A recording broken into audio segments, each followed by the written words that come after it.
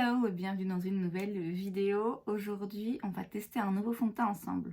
Alors quand je dis nouveau, je m'emballe un peu parce qu'il est loin d'être nouveau. Je pense même qu'il n'existe plus. Il s'agit du Dior Forever Skin Glow Cushion. Je l'ai acheté il y a un bon moment. Je pense que c'était les soldes d'hiver de l'année passée. Vous voyez, je ne l'ai pas encore ouvert du tout. Il était à 50 ou 70%, il me semble. Alors qu'à la base il est assez cher et je me suis dit tiens je vais le tester, pourquoi pas. J'ai eu tout un moment un bronzage un peu intense qui fait que la teinte que j'ai ici qui est la 2N, je savais que ça allait pas aller du tout. Et puis là à un moment je me suis dit oui bon du coup maintenant ça risque d'être un petit peu trop foncé. Bon si je continue à attendre de nouveau ça va être trop clair, donc je me suis dit tu sais quoi, teste-le une fois pour toutes, on verra et je vais faire ça avec vous. Alors, j'ai deux autres fonds de teint dans la marque Dior. J'ai le Forever Skin Glow dans la version liquide. Et là, j'ai la teinte 1N qui, il me semble, quand même un petit peu trop claire.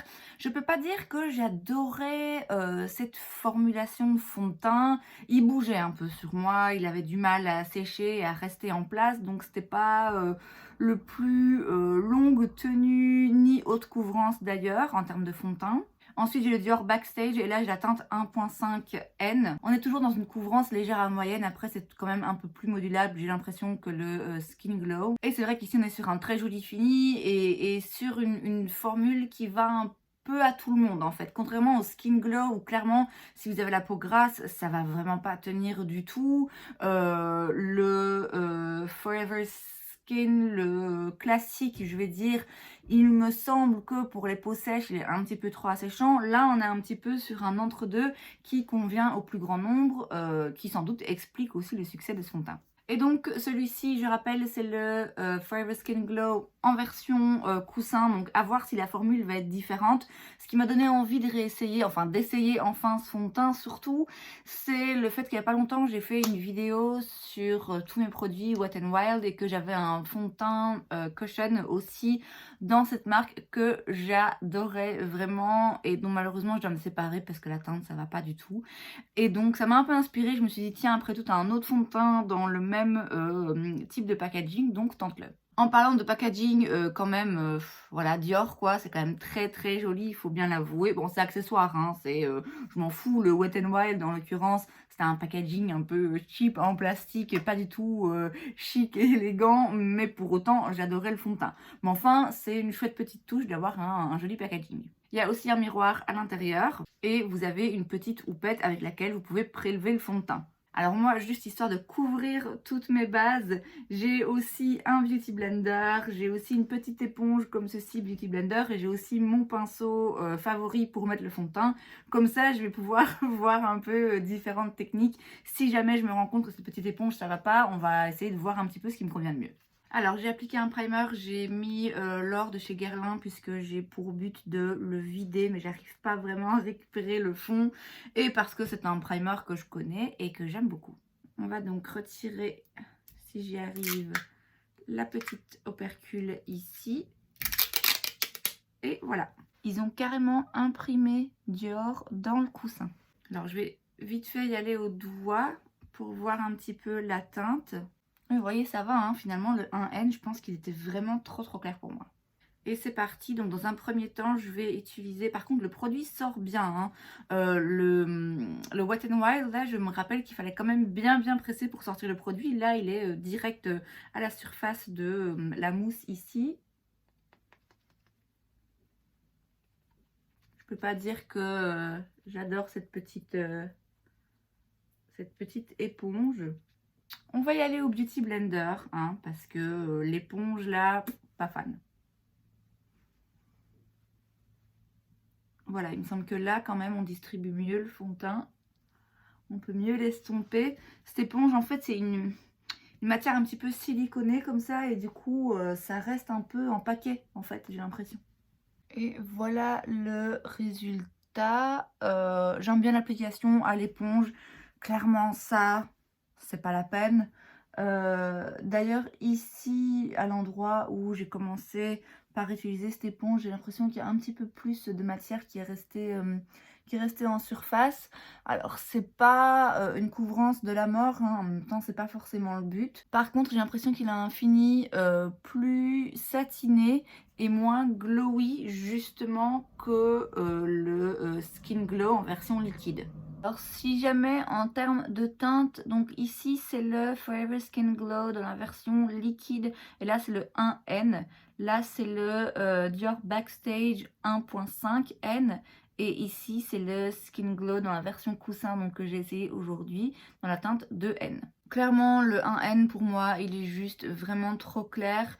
De manière générale les tons neutres ici j'ai l'impression qu'ils tirent un petit peu vers le rosé, un petit peu trop à mon goût. Peut-être qu'il faudrait que je tente une teinte chaude. Mais bon a priori ça va, hein. C'est de toute façon toujours rattrapable les sous-tons.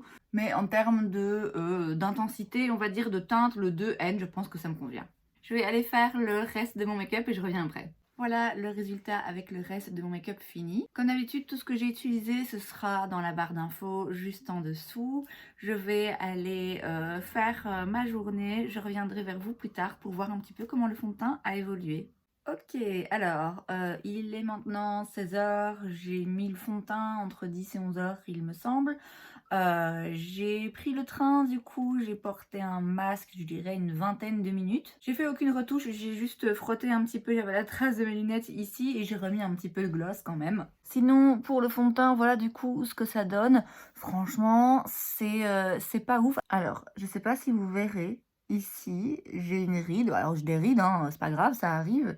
Mais non seulement le fond de teint a été se loger vraiment en plein milieu, mais en plus du coup tout autour, ça a un petit peu retiré de la matière. C'est très bizarre. Bon, du coup, clairement, le fond de teint, en effet, il file dans les plis de façon pas très flatteuse. En même temps, il n'y a pas vraiment de façon flatteuse à ce qu'un fond de teint file dans les plis. Bon, ma foi, ça, quand on a un peu de rides, de ridules, il n'y a rien à faire. Je veux dire, un fond de teint, par définition, à un moment dans la journée, en effet, il va aller se loger dans ses plis. Donc jusque-là, ma foi, je peux encore faire avec. En fait, le problème, c'est qu'il n'y a aucun endroit sur mon visage où c'est particulièrement joli. C'est-à-dire que sur la zone T, qui en principe est un petit peu plus grasse, en ce qui me concerne en tout cas, c'est pas très joli. Mais c'est pas non plus particulièrement joli sur les zones les plus sèches de mon visage, surtout ici sur mes joues et sur mes mâchoires. Oui, il y a vraiment aucun endroit qui a bien vieilli, je trouve.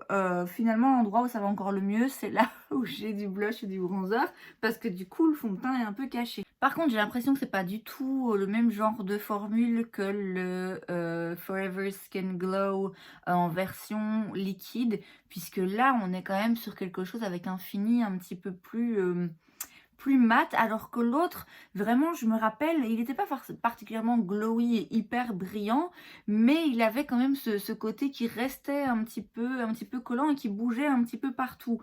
Or là, c'est pas forcément tellement qu'il a bougé, c'est plus qu'il a mal vieilli sur la peau en fait. Alors je vais évidemment continuer à l'utiliser quelquefois, maintenant qu'il est ouvert de toute façon, c'est ça avec les fonds de teint en coussin comme ceux-là, c'est qu'il sèche assez rapidement. Donc je peux pas le foutre dans mon tiroir et me dire je réessayerai dans 6 mois.